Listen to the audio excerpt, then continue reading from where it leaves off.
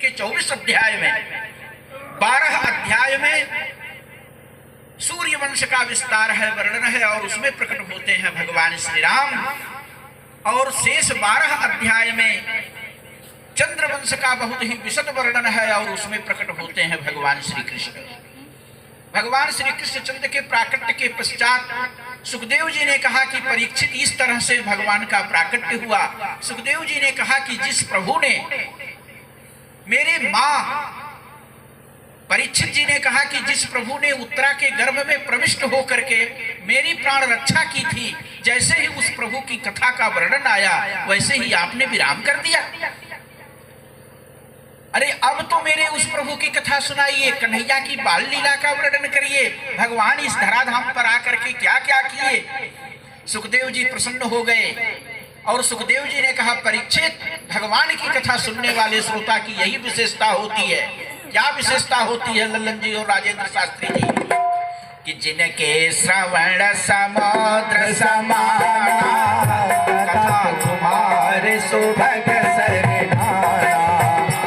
जिनके श्रवण समुद्र समाना, कथा तुम्हारे सुभग सरनाना। निरंतर हो ही न पूरे, तिनके हृदय बसौ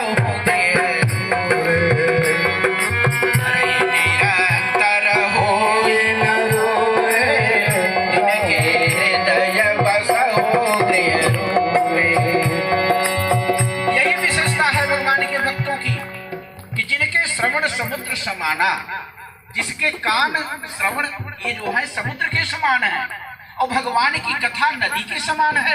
नदियां निरंतर समुद्र में जल प्रवाहित करती हैं, प्रदान करती हैं, लेकिन समुद्र कभी नदियों के पानी से भरता नहीं है। ऐसे ही भगवान की कथा हम निरंतर सुने, लेकिन ये मेरे कान कभी भगवान की कथा से उबन न महसूस करें, ऐसे हृदय में भगवान आप वास करो।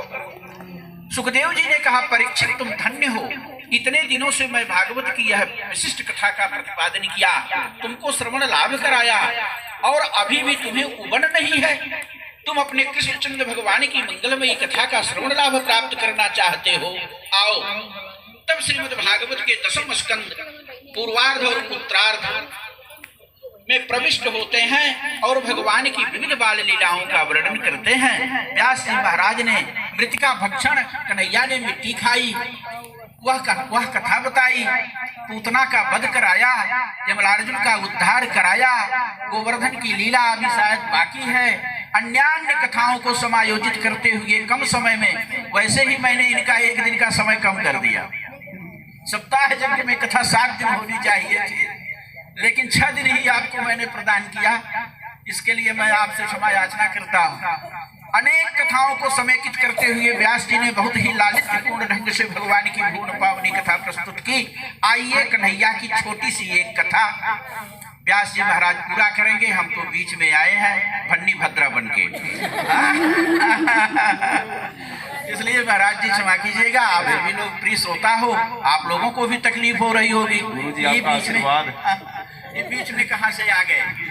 अरे सत निवेदन करें, एक बार मैं गया जौनपुर में कथा कहें, जिस पंडित जी के यहाँ रुके, छोटा सा बच्चा आया, कहा पंडित जी। हम कहे हाँ बेटा। कहा आप मरने आए हो? हम कहे नहीं बेटा, मैं तो कथा कहने आया हूँ। कहा आपको देखकर घर में मम्मी ने कहा यहीं में अनहु मरे चलाया। बोलो श्री कृष्णचंद्र भगवान की जय। अच्छा ठीक है, हम मरने नहीं आए हैं। सभी लोग मिलजुल करके देखें कि कन्हैया अब धीरे धीरे बड़े हो रहे हैं। मेरे प्रभु लीला करने आए हैं।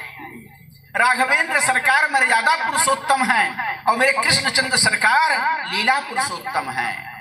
समय समय पर भगवान को जैसी लीला करनी होती है वैसा रूप धारण करके अपनी मंगलमय लीला का प्रस्तुतिकरण करते हैं। कन्हैया के रूप में उनको लीला करनी थी। भारतीय साहित्य को भारतीय दार्शनिक आईने से जब देखा जाएगा तो उसमें रस निकलेगा। कहने के लिए तो सब लोग कन्हैया की रासलीला, कन्हैया की 8 पटरानियां, क्या नाम है, 1008 पटरानियां,